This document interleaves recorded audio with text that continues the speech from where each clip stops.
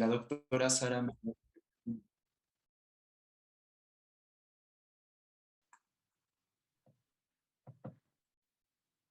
Muchas gracias, Jaime. Buenas tardes. Bien, estamos iniciando con este ciclo de conferencias. Un gusto estar con ustedes.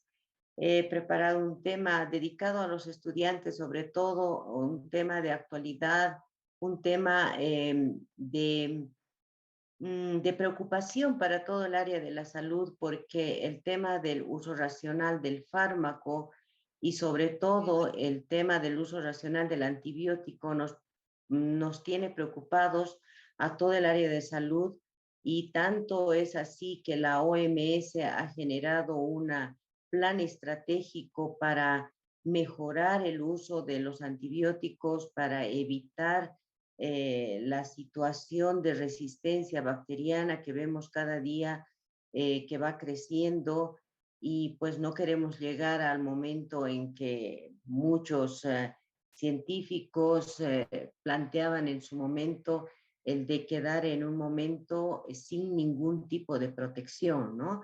Y todo esto debido justamente a ciertas situaciones que nosotros mismos como población, como médicos, como farmacéuticos generamos.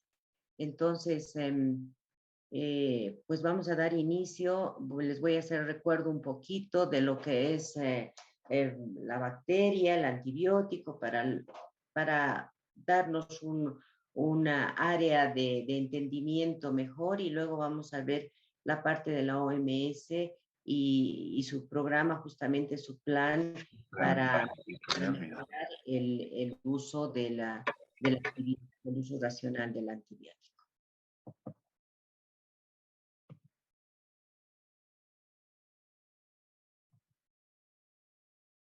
Vamos a iniciar con un pequeño video. Les voy a robar 4 minutos.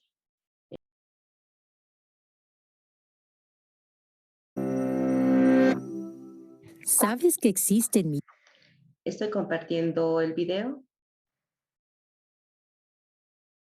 ¿Ven el video? Sí, doctora. Ya. millones de pequeñas bacterias a tu alrededor? Es así, los microorganismos llamados bacterias fueron algunas de las primeras formas de vida que aparecieron en la Tierra. A pesar de constar solo de una célula, su biomasa total es mayor que la de todas las plantas y animales combinados. Y viven prácticamente en todas partes: en el suelo, en el agua, en la mesa de la cocina, en tu piel, incluso dentro de ti. Pero que no cunda el pánico todavía. A pesar de que tienes 10 veces más células bacterianas dentro de ti que células humanas en el cuerpo, muchas de estas bacterias son inofensivas o incluso beneficiosas, ya que ayudan a la digestión y a la inmunidad. Sin embargo, hay algunas que pueden causar infecciones peligrosas, desde pequeños inconvenientes a epidemias mortales. Por suerte, existen medicamentos sorprendentes listos para combatir infecciones bacterianas. Sintetizados a partir de productos químicos o de origen natural como el moho, los antibióticos matan o neutralizan bacterias, interrumpiendo la síntesis de la pared celular o interfiriendo en procesos vitales como la síntesis de proteínas, todo sin dañar las células humanas. El despliegue de los antibióticos durante el transcurso del siglo XX ha hecho que muchas enfermedades antes peligrosas sean de fácil tratamiento. Pero hoy en día, nuestros antibióticos son cada vez menos eficaces. ¿Ha salido algo mal para que dejen de funcionar? El problema no reside en los antibióticos, sino en las bacterias que deben combatir. La razón se encuentra en la teoría de la selección natural de Darwin. Como cualquier otro organismo, las bacterias pueden sufrir mutaciones aleatorias. Muchas de esas mutaciones son dañinas o inútiles, pero de vez en cuando una logra que su organismo adquiera ventajas de supervivencia. Y para una bacteria, una mutación que es resistente a un determinado antibiótico le da una gran ventaja. Como las bacterias no resistentes se eliminan, lo que ocurre muy rápidamente en ambientes ricos en antibióticos, como los hospitales, es que hay más espacio y recursos para que prosperen las bacterias más resistentes. Estas solo transmiten los genes mutados. La reproducción no es la única manera de hacerlo. Algunas bacterias pueden liberar su ADN tras morir para que otras bacterias lo tomen, mientras que otras llamado conjugación, conectándose a través de los pili para compartir sus genes. Con el tiempo, los genes resistentes proliferan, creando cepas de bacterias súper resistentes. Así que, ¿cuánto tiempo nos queda antes de que estas superbacterias tomen el relevo? Bueno, con algunas bacterias ya está pasando. Por ejemplo, algunas variantes del Staphylococcus aureus, que causan todo desde infecciones de piel a neumonía y sepsis, se han convertido en cepas SARM, volviéndose resistentes a antibióticos beta-lactámicos como la penicilina, la meticilina y oxacilina. Gracias a un gen que sustituye la proteína a la que los betalactámicos normalmente se dirigen y unen, las cepas SARM pueden seguir haciendo sus paredes celulares sin impedimentos. Otras superbacterias, como la salmonela, incluso a veces producen enzimas como los betalactámicos que descomponen los antibióticos atacantes antes de causar daños. Y el E. coli, un grupo diverso de bacterias que contienen las cepas causantes de diarrea e insuficiencia renal, puede prevenir la función de los antibióticos, como las quinolonas, aniquilando activamente cualquier invasor que logre entrar en la célula. Pero hay buenas noticias. Los científicos están trabajando para estar un paso por delante de las bacterias. Y si bien el desarrollo de nuevos antibióticos ha disminuido en los últimos años, la Organización Mundial de la Salud ha establecido como prioridad el desarrollo de nuevos tratamientos. Otros científicos investigan soluciones alternativas como la terapia de fago o el uso de vacunas para prevenir las infecciones. Lo más importante es frenar el uso excesivo e innecesario de los antibióticos, ya que parte de las infecciones menores se curan por sí solas, así como cambiar prácticas médicas para prevenir las infecciones hospitalarias, conservando más bacterias resistentes vivas como competidoras de las cepas resistentes. En la guerra contra las superbacterias, desescalar a veces puede funcionar mejor que la carrera evolutiva de armamentos.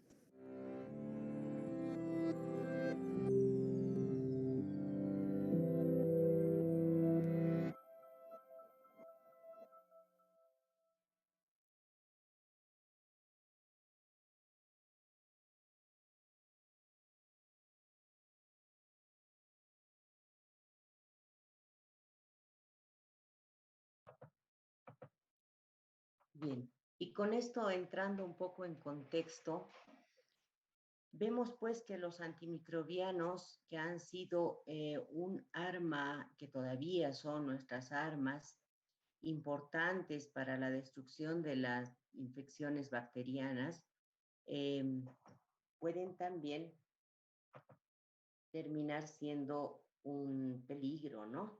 Dependiendo cómo nosotros lo utilicemos. Entonces, justamente este tema se trata del uso racional del antibiótico. ¿Cuándo utilizarlo? ¿Cómo utilizarlo? Si bien los antimicrobianos son sustancias capaces de inhibir el crecimiento o de destruir algunas formas microbianas, eh, logrando ser no tóxicos para el cuerpo humano, los compuestos de antibióticos pueden terminar siendo nocivos también para nuestras bacterias. Y eso es una cosa, uno de los factores que tenemos que tomar en cuenta cuando hacemos la prescripción médica. Los médicos como prescriptores y los farmacéuticos como los que expenden, los que administran el fármaco como tal. Entonces, aquí tenemos un grave problema con la automedicación, sobre todo en Bolivia, donde las farmacias libremente eh, son capaces de distribuir, de vender los antibióticos y ni siquiera preguntar la dosis, el tiempo, quién le ha recetado al paciente, simplemente se administra lo que el paciente se está automedicando. Puede ser porque alguien le ha aconsejado, porque a alguien le ha hecho bien cuando estaba con síntomas parecidos a él. Entonces, este es uno de los puntos importantes y el otro que muchos médicos prescriben el antibiótico previo, ¿no? Previo a cualquier tipo de infección para prevenir supuestamente y podemos estar generando justamente lo que veíamos en el video, la resistencia de las bacterias, la asimilación de estos antibióticos, generando diferentes tipos de resistencia. Entonces, el antimicrobiano como tal es una sustancia, ¿verdad? Capaz de inhibir o destruir microorganismos.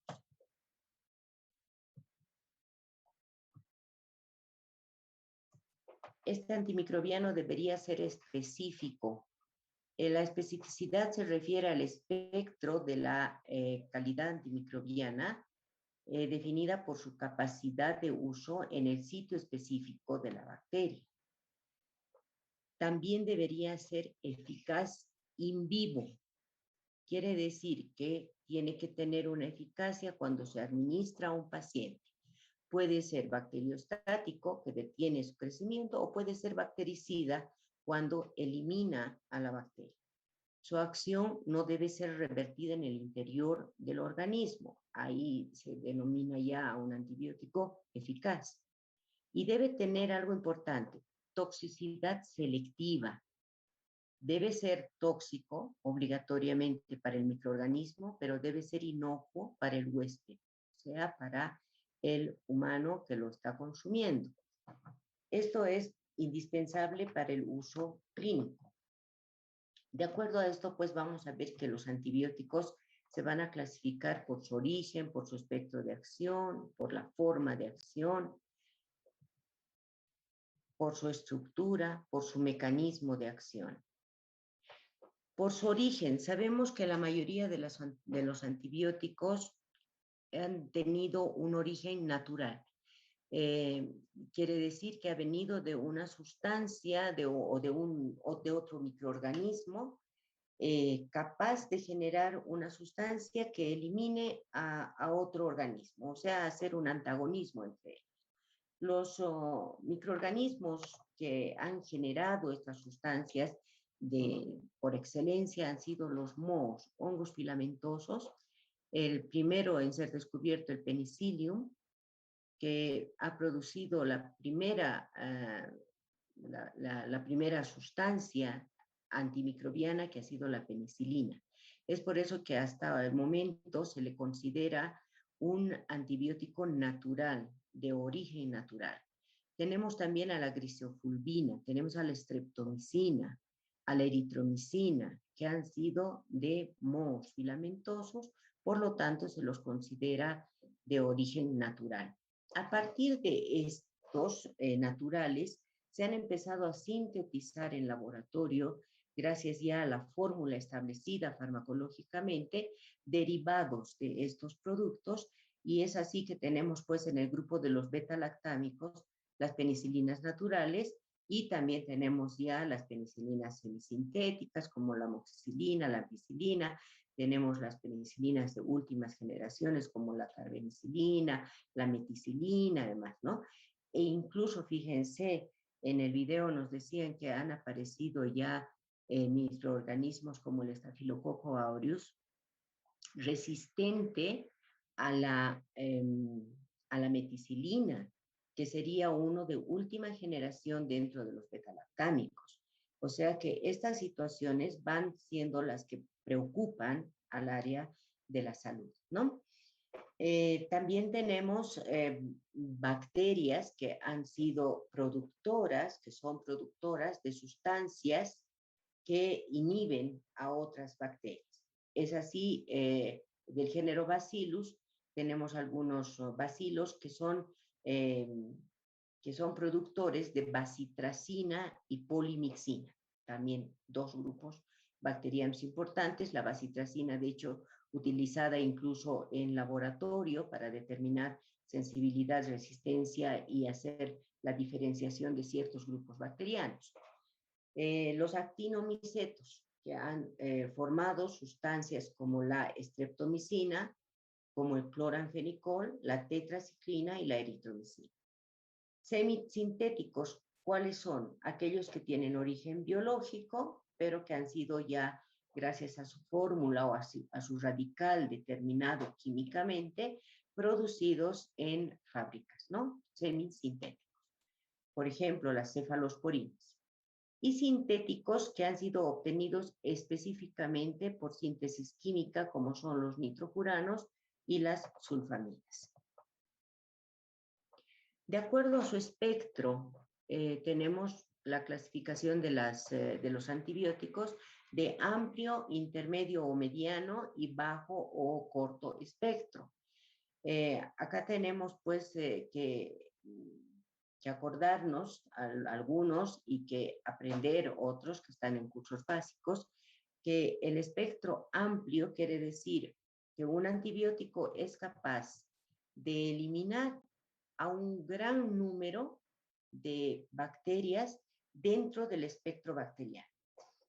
Pueden ser infecciones mixtas que esté cursando el paciente y este antibacteriano es capaz de eliminar 2 o 3 bacterias en diferentes áreas del organismo. A esto se refiere con amplio espectro. Mediano espectro, que solamente va a cubrir algunos grupos o algunas bacterias específicas de todo el espectro bacteriano, y corto o bajo espectro, que va a cubrir solamente a un grupo, e incluso tenemos antibióticos que cubren a una sola bacteria o a una sola infección producida por una bacteria en particular. Por ejemplo, algunos antibióticos antiseudomónicos que nos sirven para tratar infecciones urinarias contraídas en medios hospitalarios. Ese sería un bajo espectro. Aquí tenemos también otro punto importante con el cual nos enfrentamos hoy, ¿no? En nuestra actualidad, que si bien antes se utilizaban antibióticos de amplio espectro o de mediano espectro como primeras elecciones para tratar cierto tipo de infecciones, ahora se está pasando a antibióticos de mediano o de bajo espectro para tratar infecciones que ni siquiera han sido determinadas por cuál microorganismo están siendo causadas. Entonces, este es un gran problema porque es problema del médico, ¿no? El médico es el que receta, el médico es el que está utilizando estos medicamentos y en vez de utilizar un cotrimoxazol, por ejemplo, en un niño con una infección intestinal, está utilizando una cefalosporina que es ya específica para ciertos microorganismos y que no nos está y que no sabemos en el momento, en nuestro paciente, si está realmente cursando o no una infección por ese microorganismo. Entonces, justamente aquí entra el tema también del antibiograma, ¿no? Por eso están unidos estos dos temas. Porque si bien conocemos los espectros, si bien sabemos que puede atacar una cefalosporina también a una infección intestinal, debemos saber de que esta cefalosporina va a ser de un antibiótico que tenga un cierto margen, o solamente ciertas bacterias va a poder eliminar. Y si nosotros no sabemos cuál bacteria está ocasionando la infección, ¿cómo es que nos arriesgamos a recetar una cefalosporina? ¿Cómo es que nos arriesgamos a recetar algún otro antibiótico que sea de mediano o de bajo espectro si no conocemos el agente etiológico específicamente y no sabemos la sensibilidad o resistencia que tenga este frente a los antibióticos? Entonces, importante tomar también este aspecto.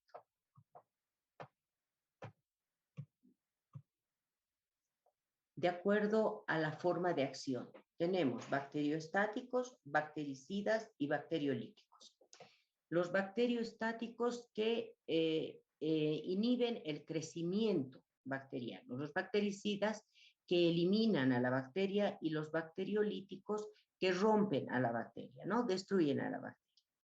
Entonces, la mayoría de nuestros antibióticos, una gran cantidad de antibióticos, son de tipo bacteriostático. Es por eso que el tratamiento del antibiótico debe de ser continuo, debe de ser específico, debe ser con cumplimiento estricto de horarios y de dosis. No podemos hacer una alteración en la dosis. Hablábamos en primeros semestres, por ejemplo, que está metido en nuestra cabeza que el antibiótico se toma 500 miligramos cada 8 horas.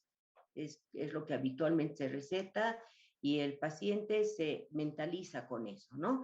E incluso algunos estudiantes están mentalizados todavía con eso, ¿no? Hablamos de antibiótico y dicen 500 miligramos cada 8 horas. Pero tenemos también algunos antibióticos que se recetan de, por ejemplo, 480, el cotrimoxazol, cada 12 horas. o el Forte 960 cada 12 horas.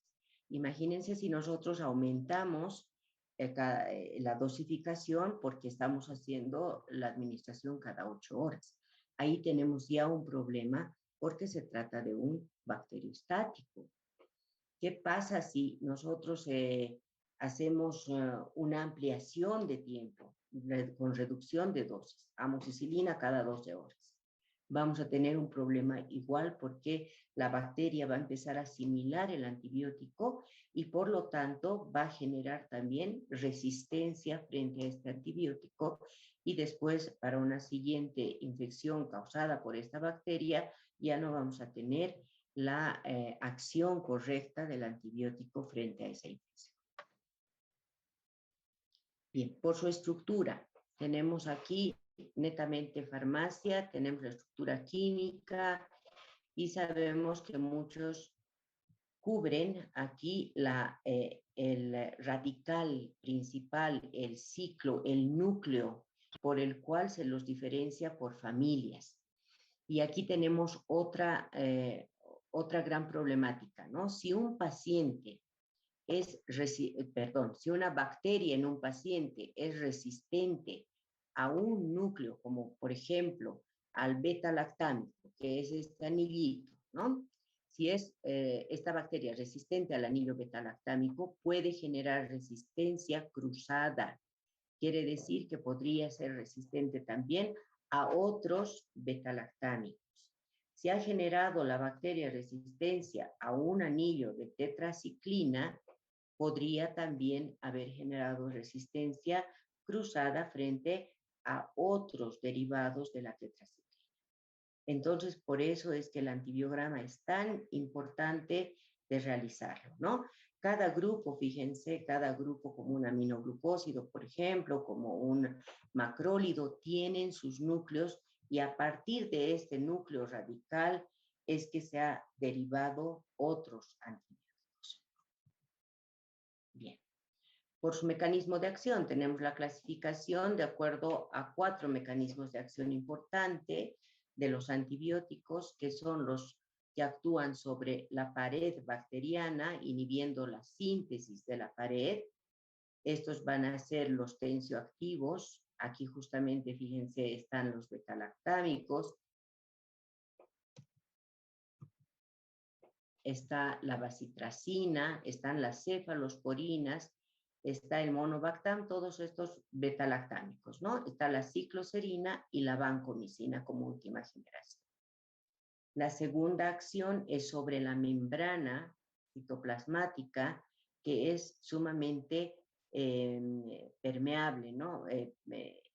Impermeable. Solamente va a dejar pasar ciertas sustancias, entonces la membrana es lo que más le va a proteger a la bacteria. Un antibiótico que actúa sobre membrana es la polimixina, inhibiendo la permeabilidad de esta membrana. El tercer mecanismo sobre los ribosomas. Sabemos que los ribosomas están distribuidos o diferenciados en 2 subunidades en las bacterias, son la subunidad 30 y la subunidad 50, y por lo tanto tenemos grupos de antibióticos que van a actuar inhibiendo la síntesis proteica sobre cada una de estas subunidades. Tenemos los inhibidores de la subunidad 50 como algunos macrólidos, eritromicina, clindamicina. Tenemos también al cloranfenicol que trabaja inhibiendo la síntesis de proteínas de la subunidad 50 ribosomal. Y tenemos los antibióticos que inhiben la síntesis proteica de la subunidad 30.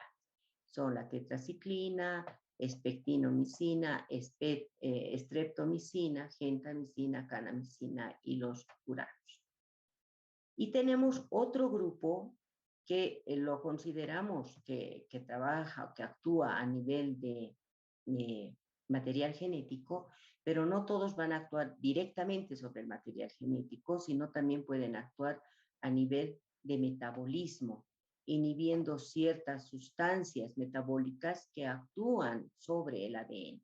Es el caso de las sulfas, como el quimatoprim, por ejemplo, que va a actuar sobre el ácido fólico y esto va a evitar la síntesis del ADN.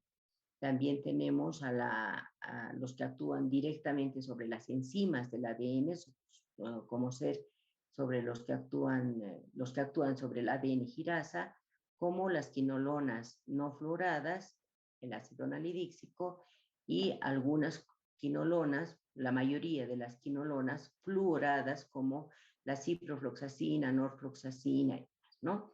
Y la novobiosina.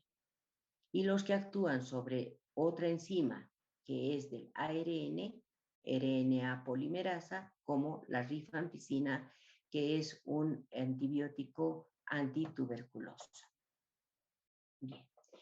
Actualmente existen una serie de análogos de los antimicrobianos existentes. Todas van a ser ya químicos, tienen mayor solubilidad, tienen afinidad, menor reconocimiento de factores de resistencia. Justamente es sobre esto que se está investigando, se está generando nuevos productos.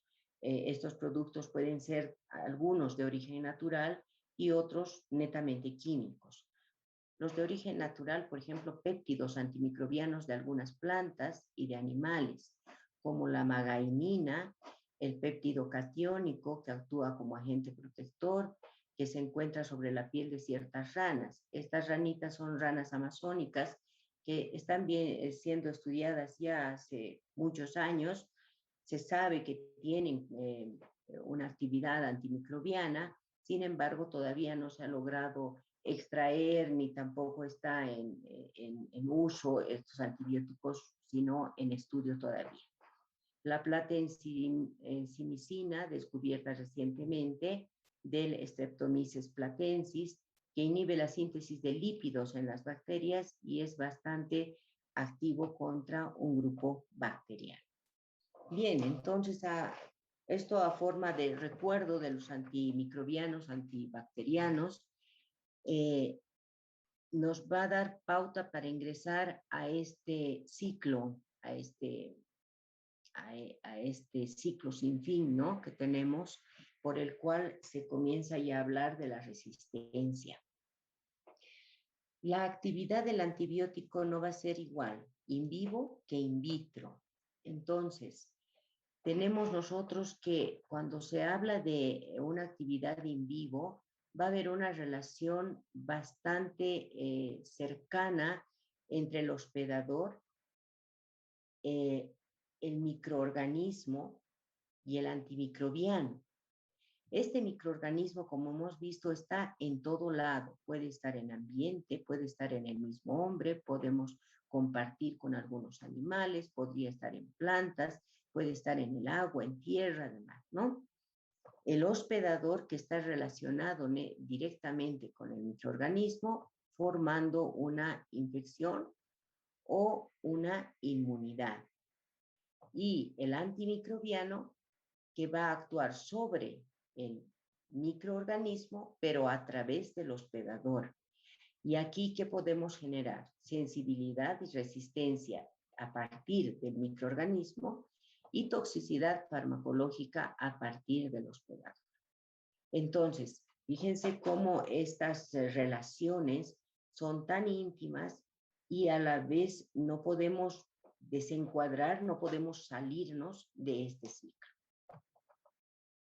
¿Qué será entonces la resistencia? La resistencia va a ser un fenómeno que involucra al microorganismo, al ambiente, al paciente, en forma separada, pero interactiva a la vez. Les decía al principio que todo el área de la salud está comprometida, está preocupada por el problema de la resistencia bacteriana, ¿no? Tenemos aquí más o menos este cuadrito de la OMS, donde nos indican los microorganismos que están generando resistencia y muchos multiresistencia. Por ejemplo, la Salmonella typhi en la India, en el 1990, ha sido determinada ya como multiresistente. Neisseria meningitidis En España, en 1988 ya ha sido determinada como penicilina resistente. El Vibrión cólera en el Ecuador en el 1993, multiresistente. La Shigella en el África en el 92, multiresistente. Streptococcus pneumoniae en Sudáfrica, multiresistente. El estafilococo en Japón en el 1999, multiresistente. Si alguien ha seguido las noticias, se acordarán de que esto ha sido una noticia, ¿no? De ya llegando una paciente a Chile que se ha determinado con multiresistencia a la vancomicina. Y pues temblamos en Bolivia cuando nos dicen eso porque estamos al medio, ¿no? Estamos en el centro. Y si alguien multiresistente entra a cualquier país y infecta con esta bacteria multiresistente, sabemos que va a generar un aumento en la resistencia y en los casos de infecciones con bacterias multiresistentes. Entonces, fíjense, el mundo entero está con esta situación y pues la OMS está viendo y ha declarado ya que es el uso indebido o el uso irracional del antibiótico es un riesgo para todo el mundo. ¿Qué es lo que nos lleva a esto? Puntos importantes que nos llevan a la resistencia bacteriana. Tomar antibióticos cuando no se necesitan. El uso excesivo de antibióticos que hace que las bacterias se vuelvan resistentes, de pronto mala dosificación, mal uso, me he olvidado, entonces tomo 2 juntas, o sea, esas cosas no se pueden hacer. El de las propias bacterias que pueden cursar infecciones en diferentes huéspedes que adquieren resistencia.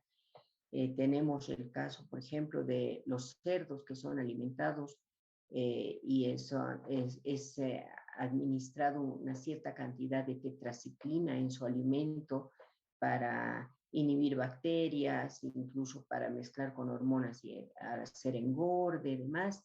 Y nosotros podemos asimilar, ¿no? Está en estudio esto también, de la asimilación de estos antibióticos que se les da junto con el alimento a los animales. Luego también las infecciones por patógenos resistentes a los antibióticos que pueden afectar a cualquier persona, es lo que les indicaba hace un momento, ¿no? Que cualquier persona con bacteria resistente va a poder transmitir estas bacterias a diferentes otras personas. ¿Cuáles son las más cercanas? Pues la familia, ¿no? Bien, las infecciones por patógenos resistentes a los antibióticos van a aumentar justamente la duración de las hospitalizaciones y los costos médicos y la mortalidad. El ciclo, que es esta relación que les decía, ¿no? El uso indebido de los antibióticos va a generar bacterias resistentes, pueden entrar por el agua, llegar a los ambientes, a los alimentos, la distribución del agua corriente no siempre sanitizada, junto con estas bacterias, el consumo de estas luego con alimentos y aguas va a hacer que se disemine esta bacteria resistente. Los animales también pueden ser portadores y asimilar estas bacterias resistentes y de esta forma volver a un ciclo, ¿no? Y esto nunca se va a terminar y lo único que estamos logrando es aumentar la cantidad de bacterias resistentes. Para esto nosotros deberíamos trabajar en educación sanitaria. Todo médico es educador, todo farmacéutico es educador, porque estamos en relación con la comunidad, porque estamos en relación con nuestros pacientes y entonces deberíamos quitar estos mitos, sobre todo sobre el uso de los antibióticos. Sirven para curar cualquier enfermedad. Sabemos que es falso. Un antibiótico no cura cualquier enfermedad. Y nuestros pacientes, sin embargo, apenas sienten un dolor de cabeza o un malestar estomacal, lo primero que hacen es acudir a la farmacia y pedir un antibiótico. Sulfas, ¿no? El cotrimoxazol, famoso, la ampicilina, que incluso ha tenido que ser quitada del mercado hace unos años por la resistencia que ha generado a nivel mundial, la amoxicilina, que es muy conocida. Ahora muchas personas llegan a la farmacia pidiendo acitromicina porque eso les cura, les mejora, y estamos, como les digo, avanzando en antibióticos que antes no se conocían y ahora sí se conocen, ¿no? El antibiótico no cura cualquier enfermedad. El antibiótico solamente para infecciones que han sido diagnosticadas correctamente. Los antibióticos son los mejores, los antibióticos caros son los mejores. Otro mito, ¿no? Los antibióticos tradicionales, que son considerados de primera elección, como las penicilinas, por ejemplo, que ya pocos quieren recetar, tienen mucha utilidad para combatir infecciones bacterianas. Entonces, importante que se realice un antibiograma para saber utilizar el antibiótico más adecuado para una infección.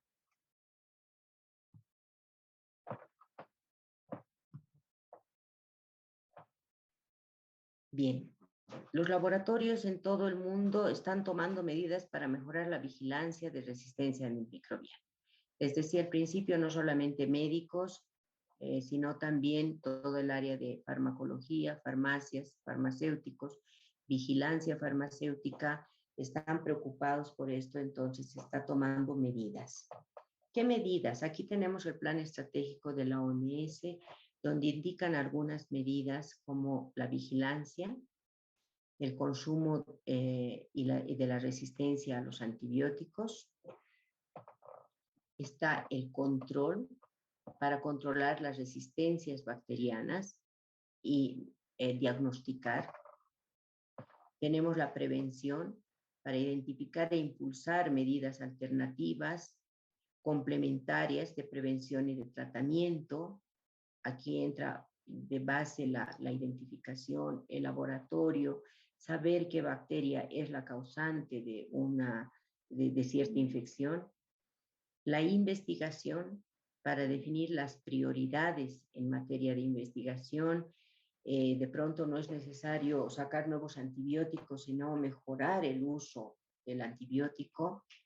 La formación e información a los profesionales sanitarios sobre todos los antibióticos, las resistencias y lo que se está investigando, y la comunicación y sensibilización de la población en su conjunto y de subgrupos de población. Por eso les decía que en el área de salud, médicos, farmacéuticos, somos también comunicadores, somos educadores, entonces tenemos que, en el momento de hacer la receptura de un antibiótico, explicar que se tiene que hacer la continuidad, se tiene que cumplir horarios, se tiene que cumplir todo el tratamiento. Si son 21 comprimidos, los 21 se tienen que terminar, aunque a los 3 días el paciente se sienta mejor. No olvidarse, tomar siempre en hora, siguiendo las instrucciones del médico. Si el médico, por X razones, no ha explicado la totalidad de pautas, entonces el farmacéutico está en la obligación de volver a repetir estas pautas de uso del antibiótico. Y pasamos a lo que es antibiograma, que es la prueba que determina la sensibilidad y resistencia de una bacteria.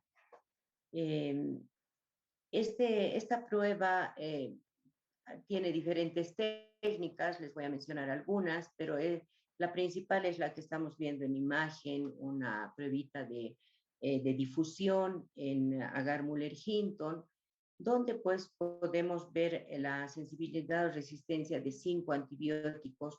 El costo no es tan elevado y podemos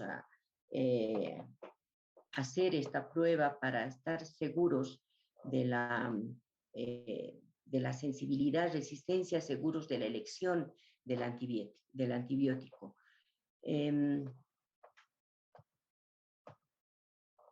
la técnica permite demostrar sensibilidad y resistencia a la acción de diferentes antibióticos. Esta determina la concentración inhibitoria mínima y de la concentración bactericida mínima. Entonces, para esto utilizamos discos de antibiograma o utilizamos microlitros de antibiótico sobre una bacteria. ¿Ya? Entonces, tenemos aquí la prueba de difusión, que es denominada también Kirby-Bauer. Esta prueba se llama de difusión porque se hace en placa con un medio de cultivo sólido, que es el agar Muller-Hinton. Acá tenemos otra de las técnicas, que es la dilución en caldo. Esta prueba se hace menos porque necesitamos más material, necesitamos micropipetas, por ejemplo, que es un equipo que es un poquito costoso para algunos laboratorios. Sin embargo, la anterior, que es la más utilizada, es relativamente más fácil, más rápida de hacer. Tenemos otra prueba que es la técnica ITEST o del epsilómetro, que nos permite incluso medir el halo de inhibición con mucha precisión. Entonces, tenemos este es el ITEST, que está absorbido en antibiótico. También es difusión, se utiliza en Muller-Hinton. Vamos a hablar de la Kirby-Bauer, que es la más común, es el método de difusión. Es bastante accesible, de uso común, está estandarizado para diferentes patógenos, se puede modificar también, incluso se está modificando ahora el medio de cultivo y se utiliza, en vez del Muller-Hinton solo, se utiliza el Muller-Hinton sangre para algunas bacterias exigentes, como los hemófilos y las neiserias. Existe un gran reservorio de discos de antibiograma. Está recomendado por la CLSI, Instituto de Estándares Clínicos y Laboratoriales, que son los que sacan y elaboran las tablas de sensibilidad y resistencia cada cierto tiempo para ver las resistencias que han adquirido ciertas bacterias y con las cuales nosotros hacemos la comparación de los halos de inhibición. Se puede estandarizar el método en laboratorio, podemos estandarizar incluso métodos de esterilización, podemos estandarizar el pH, podemos hacer controles de los medios de cultivo, entonces es un medio relativamente fácil de manejar. El medio de cultivo es el Muller-Hinton, como les digo, se puede utilizar también uno modificado que es el Muller-Hinton sangre, presenta una reproducibilidad de resultados de lote a lote, podemos nosotros compararlo, estandarizarlo, probarlo, no tiene mucha cantidad de timina o timidina, compiten con las sulfonamidas, con los trimetoprims y la tetraciclina, por lo cual nos puede dar algunas falsas resistencias, ese es su contra. Es adecuado para el desarrollo de la mayoría de las bacterias.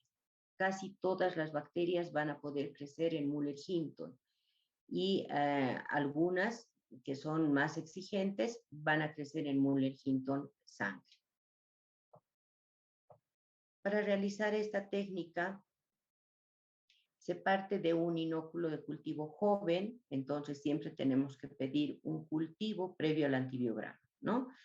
Si bien nos pueden dar resultados de cultivo en 24 horas, 18, 24 horas, el resultado del antibiograma nos van a dar a las 48 horas, porque se necesita primero el cultivo joven para, a partir de este, generar el antibiograma, ¿no? Entonces, este cultivo joven se prepara, se diluye, se estandariza las unidades formadoras de colonias según la escala McFarland, se siembra en en el medio de cultivo, puede ser por barrido en 4 direcciones, se cubre toda la placa y se colocan los discos de antibiograma teniendo cuidado de dejar un espacio entre la placa y el disco de aproximadamente 1,5 centímetros hasta 3 centímetros, y una placa grande nos sirve para 5 hasta 6 antibióticos, no más, porque puede haber cruce de halos en la lectura, entonces 5 es lo ideal. Se incuba de 35 a 37 grados durante 18 a 24 horas y se observan los halos de inhibición. Acá tenemos un Muller-Hinton sangre, donde se observan perfectamente los halos de inhibición que se van a medir a las 18 a 24 horas. Tenemos aquí otro Muller-Hinton sangre con Haemophilus. Tenemos otro con Muller-Hinton chocolate enriquecido para Neisseриas, donde también nos muestran los halos de inhibición. El inóculo, como les decía, se va a regir según escala McFarland, la técnica de siembra, el posicionamiento de los discos de antibiograma, siempre precautelando la esterilidad. Con una pinza se colocan los discos, se hace un control que de acuerdo a las normativas, de acuerdo a la bacteria que nosotros estamos sembrando, se utilizan controles específicos. Y para la lectura se hace la medición de los halos de inhibición y se compara con las tablas normadas, donde nos dice cuáles son sensibles, cuáles son resistentes, y tenemos tablas también que nos indican qué antibióticos debemos utilizar en los antibiogramas de acuerdo a la bacteria que se haya identificado en el cultivo previo. La lectura, aquí ven el SIM, la interpretación, si es sensible, intermedio o resistente. La lectura se hace muy fácilmente midiendo todo el diámetro del halo de inhibición y se compara con las tablas. De acuerdo a esto, ya se manda la respuesta al médico tratante. La epsilometría o I-test es también, como les decía, de difusión. Se hace con una tira plástica estéril, que es de 6 centímetros larga, muy delgadita. Se incorpora de un lado de un gradiente predefinido de antimicrobiano, se absorbe con antibiótico, que equivalen más o menos a 15 diluciones, y del otro lado presenta una escala de lectura, que es esta. Entonces, para la lectura ya está medido, ¿no? El halo está medido.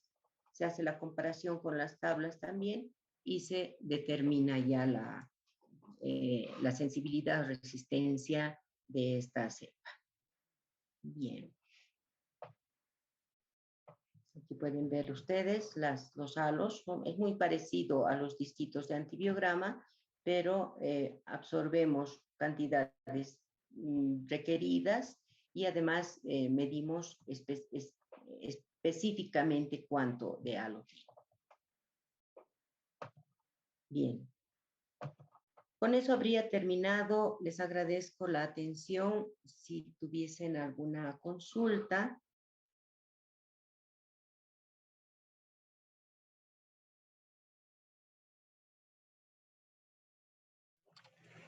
Buenas noches, doctora.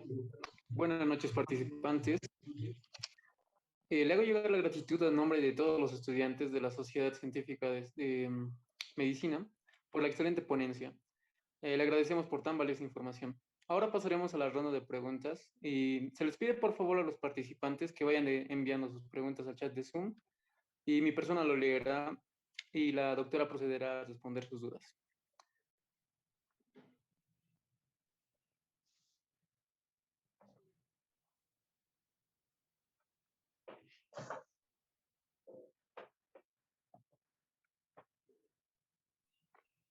Aquí ya tenemos la primera pregunta, es de Nadia. Dice, buenas noches, ¿nos podría explicar la diferencia entre espectro y sensibilidad? El espectro de los antibióticos, se refiere a los antibióticos, es cuánto va a abarcar el antibiótico frente a cuántas bacterias tiene acción de todo el espectro bacteriano. Te explico mejor.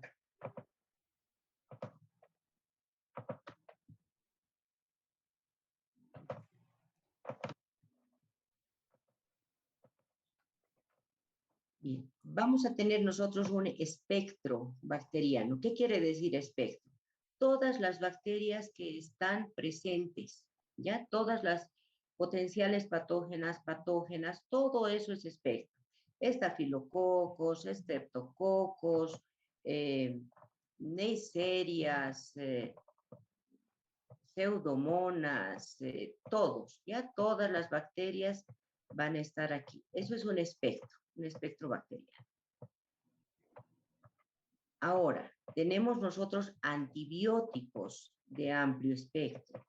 El antibiótico de amplio espectro dice que va a ser capaz de cubrir una gran cantidad de infecciones causadas por estas bacterias. Un antibiótico de mediano espectro, en cambio, va a ser capaz de cubrir solamente algunos grupos bacterianos o incluso un solo grupo, ¿ya? Ese sería mediano. Y el de bajo espectro va a ser tan específico que solamente nos puede cubrir uno o dos grupos o incluso una bacteria de esos grupos. A esto se denomina espectro y la clasificación del antibiótico según espectro. Ahora, ¿qué es sensibilidad? La sensibilidad viene de la bacteria. La bacteria puede ser sensible a un antibiótico o puede ser resistente a un antibiótico. Entonces, la bacteria puede morir, puede inhibirse cuando nosotros estamos utilizando, por ejemplo, una eritromicina, o puede haber generado por cualquiera de sus mecanismos resistencia y seguir su infección sin que el antibiótico le cause ningún efecto. No sé si me he explicado, te he respondido. Sí, doctora, muchas gracias. Tenemos otra pregunta de Rachel Montaño, que dice, doctora, ¿cuál es la importancia de las subunidades 30 y 50? Ya.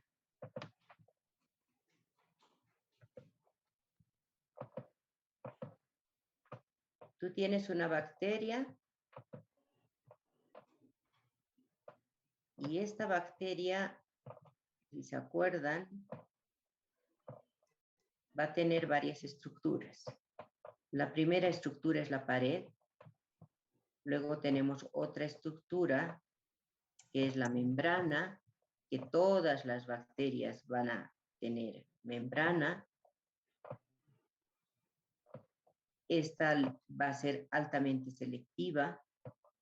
Y en el interior tenemos al material genético disperso y tenemos a los ribosomas. Aquí está su importancia. Estos ribosomas van a estar conformados por dos subunidades. Una es la subunidad 30 y la otra es la subunidad 50. ¿Sí? la subunidad 50. ¿Cuál es la importancia para la bacteria de tener estos ribosomas? De que estos ribosomas son sintetizadores de proteínas.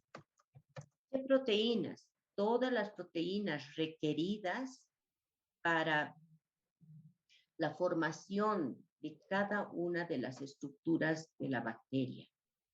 Entonces, si no tienen proteínas, si estos ribosomas no existen, si pierden la capacidad de generar proteínas, simplemente la bacteria va a morir, porque no va a haber la proteína necesaria para formar lo que necesita. Esa es la importancia para la bacteria. ¿Cuál es la importancia para nosotros para hacer tratamiento? Es que como conocemos esto, que ellas requieren estas proteínas, entonces vamos a utilizar un antibiótico que va a ir directamente a actuar sobre estas subunidades como blanco ribosomal. Algunos grupos pueden actuar solamente sobre la subunidad 30, otros grupos sobre la subunidad 50, van a evitar que sinteticen proteínas y por lo tanto vamos a matar a la bacteria. ¿Te ha aclarado? Está bien, doctora. Muchas gracias. Tenemos otra pregunta de Juan Camilo Bedoya, que dice, los Staphylococcus son de las especies más resistentes. En su experiencia laboral, ¿cuáles son las alternativas farmacológicas que más recomiendan, teniendo en cuenta los respectivos antibiogramas? Siempre en un antibiograma tenemos que utilizar todas las alternativas posibles. Aún sabiendo que el estafilococo es altamente resistente, vamos a iniciar por los de primera elección. ¿Ya? Nunca se olviden de los de primera elección. Cuando hacemos antibiograma.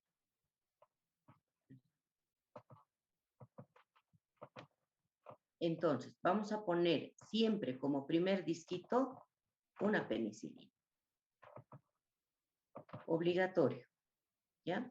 ¿Por qué? Porque sabemos que puede hacer resistencia frente a la penicilina, pero tenemos que determinar si este estafilococo es productor de beta-lactamasa, si este estafilococo es resistente a la meticilina, si es resistente a la penicilina, a la bacitracina, a la octoquina, y por eso le ponemos, ¿ya? Para no estar haciendo las pruebas que quizás no han hecho en laboratorio frente a esos antibióticos laboratoriales, le ponemos a la penicilina para determinar eso. Segundo, vamos a poner un grupo macrólido que ha dado muy buenos resultados el uso de los macrólidos para los estafilococos. Entonces podemos utilizar un macrólido como la acitromicina, por ejemplo, que está dando buen resultado. No es beta-lactámico, por lo tanto, nos va a dar acitromicina. Por lo tanto, puede darnos un resultado que nos ayude a hacer el tratamiento. ¿Ya? Luego nos vamos ya a segundas y terceras elecciones. Y siempre en un antibiograma se va a poner todas las posibles elecciones. Entre estas tendríamos un grupo de las tetraciclinas, perdón, un representante de las tetraciclinas, otro representante de las sulfas y un representante que es el de última elección, que es la vancomicina. Entonces, con eso más o menos cubrimos todos los grupos de antibióticos para tener elección de primera, segunda y tercera. Muchas gracias, doctor. Tenemos otra pregunta de Noemí Lucana. ¿En qué casos es indicado un antibiograma? Bien, el antibiograma debería ser indicado en todos los casos, según criterio farmacológico sobre todo, ¿no? En todos los casos de infecciones debería ser indicado un antibiograma, porque no sabemos qué bacteria está ocasionando esa infección y cuál antibiótico es el idóneo para tratar la infección. Sin embargo, los profesionales médicos, cuando no ha dado resultado 2 tratamientos seguidos de primera y segunda elección, recién mandan a hacer un antibiograma, ¿no? Porque no ha dado resultado un tratamiento empírico.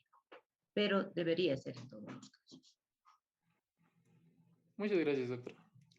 Tenemos otra pregunta de Valeria Miranda Quiroga, que dice, buenas noches, doctoras. Respecto al uso del antibiograma y lo poco que se lo utiliza, ¿usted cree es razonable alguna ley para que se lo use de forma obligatoria antes de prescribir antibióticos? Pues en realidad, no sé si, yo no soy legisladora ni sé mucho sobre leyes, ¿no? Sería ideal, pero también tenemos que ver la postura del paciente cuando no quiere hacerse un laboratorio por el costo. Si tendríamos una salud pública y pues que no le lleve a costos extras al paciente, de pronto sí sería lo más recomendable, ¿no? Que sea obligatorio hacer un antibiograma frente a una infección. Está bien, doctora.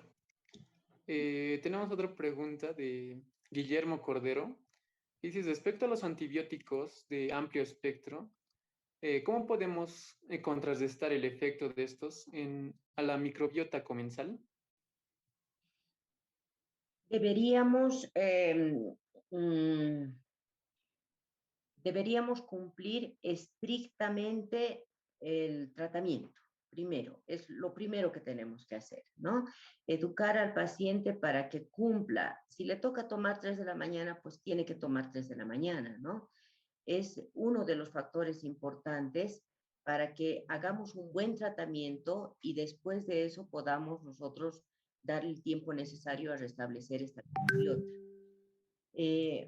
Otra cosa es mejorar con con la dieta y con probióticos, por ejemplo, que hay ahora probióticos naturales en los alimentos o con probióticos artificiales que también los tenemos en farmacia, ¿no? Cuando pues la microbiota se ha deteriorado, sobre todo la del intestino. Está bien, doctora. Tenemos una pregunta de Jimena Fernández Pocuata, que dice, doctora, buenas noches. Sobre el tema de resistencia al antibiótico, ¿qué tipos de bacterias tenemos más resistentes en Bolivia? Streptococos, estafilococos muchos, Streptococcus pneumoniae que está dando muchísima resistencia y muchas enterobacterias, Escherichia coli, Salmonella, Shigella, que nos dan bastante resistencia. Muchas gracias, doctora. Tenemos una pregunta de Carolina Villagaray, que dice, doctora, excelente ponencia, muchas gracias. ¿Podría explicar un poco más del uso del agar chocolate? El uso del agar chocolate no es el que les he mencionado, no es solamente agar chocolate, es Müller-Hinton chocolate, ¿ya? Que se utiliza para bacterias muy exigentes nutricionales como son las Neisseриas. Las Neisseриas crecen en agar Tiger Martin y en agar chocolate. Entonces, si les ponemos solamente en el Müller-Hinton básico, no van a crecer y por lo tanto no vamos a poder ver halo de inhibición. Es por eso que se prepara el agar chocolate. Eh, no sé si lo saben preparar o no, se prepara con 5 a 10% de sangre, se calienta a 80 grados, 70, 80 grados centígrados y con eso le estamos dando sangre coagulada, vamos a decir así, a la bacteria, que es lo que le gusta asimilar. Entonces, como tiene ya los nutrientes adecuados, va a poder crecer y nos va a poder dar el halo de inhibición. Lo mismo ocurre con el agar Müller-Hinton sangre, que se está utilizando para bacterias exigentes nutricionales. Gracias, doctor. Tenemos otra pregunta, mil disculpas por tantas preguntas. Dice Inca P. Noel, que dice, las resistencias se transmiten entre distintos tipos de bacterias y los genes de la resistencia son ambicos o upicos. Las resistencias se transmiten entre distintos tipos de bacterias, sí. Se puede transmitir con tres mecanismos: transformación, transducción y conjugación. La transformación es un mecanismo de resistencia natural. Basta que muera una bacteria y deje libre su material genético con genes resistentes para que puedan ubicarse en otra bacteria y también enseñarle a ser resistente. Entonces las bacterias van aprendiendo de acuerdo a los genes que van asimilando. Y las bacterias que son ciliadas, las que presentan fibrias o pili, son las que hacen conjugación. Y al conjugar, si tienen un plásmido de resistencia en su interior, lo van a transmitir a la otra bacteria, generando así ya cepas resistentes. Está bien, doctora. Tenemos otra pregunta de Helen Condori Canaviri, que dice, buenas noches, doctora. ¿Nos podría explicar un poco más sobre los hongos filamentosos? Los hongos filamentosos son denominados también mohos.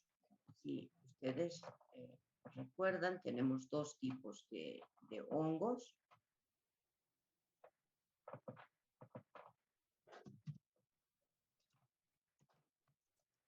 Estos son filamentosos y son levaduras. Los filamentosos son, como su nombre lo indica, como unos filamentos. Estos filamentos son los que conforman lo que denominamos una hifa, y el conjunto de hifas, lógicamente, va a ser un micelio, ¿no? Así más o menos se va a ver, yo no soy buena dibujante, pero se va a ver un hongo filamentoso sobre un sustrato. Este sustrato puede ser piel, puede ser pelo, puede ser uñas, puede ser tierra, puede ser piedras humedecidas, pueden ser plantas. Estos van a ser los llamados mohos, los filamentosos.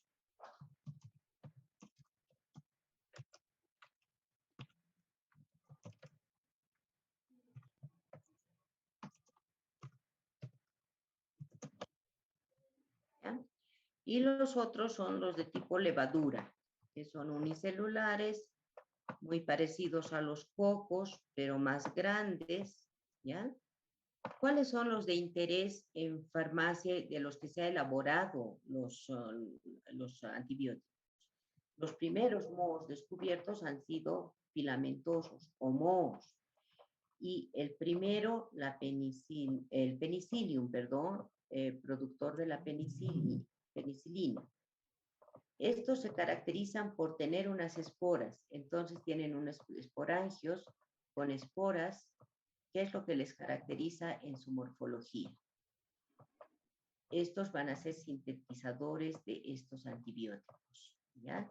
Pero en general, si me preguntas sobre hongos y sobre hongos filamentosos, son estos, los mohos, que van a tener hifas, van a ser como filamentos y pueden tener esporangios y pueden tener también unas articulaciones que se llaman artrosporas. Gracias, doctora.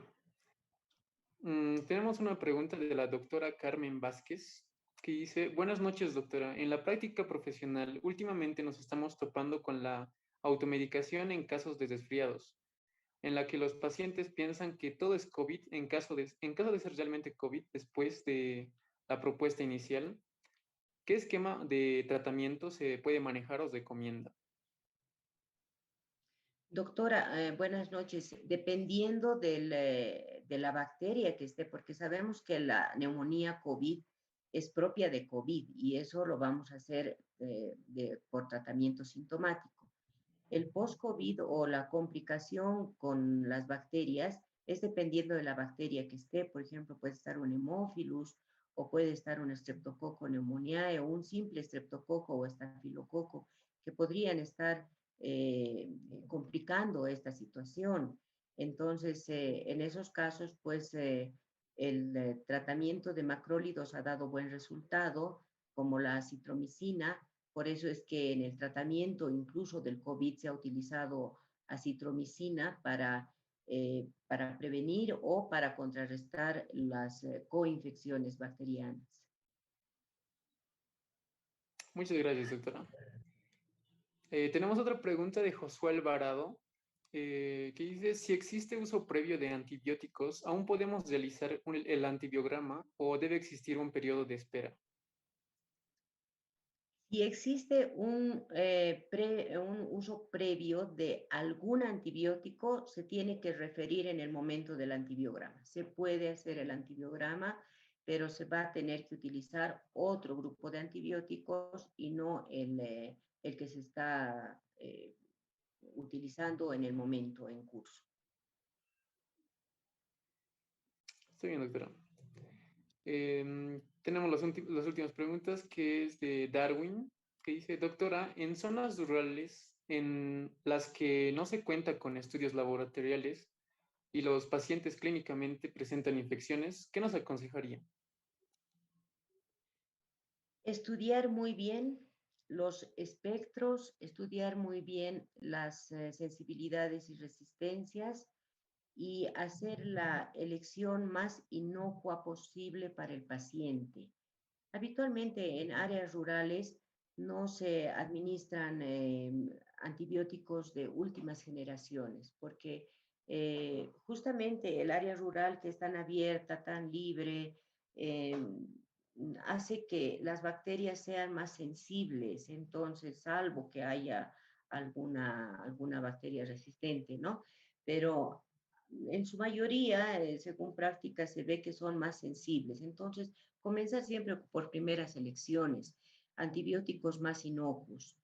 Hay formas de realizar, incluso en consulta médica, un antibiograma muy rudimentario que de pronto podríamos tratarlo en otra sesión. Gracias, doctora. Tenemos la última pregunta, que es de Amit Cosio, que dice, ¿es indispensable un infectólogo de planta?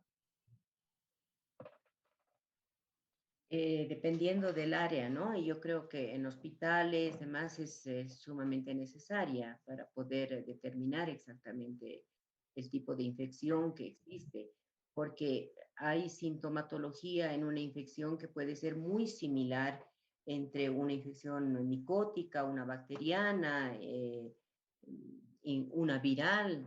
Entonces, un infectólogo pues tiene la expertise necesaria para saber diferenciar y distinguir qué tipo de infección es la que está cursando, ¿no? Ahora, dependiendo de los centros, un centro básico, yo creo que no va a ser tan necesario, ¿no? Indispensable sí en un hospital. Está bien, doctora.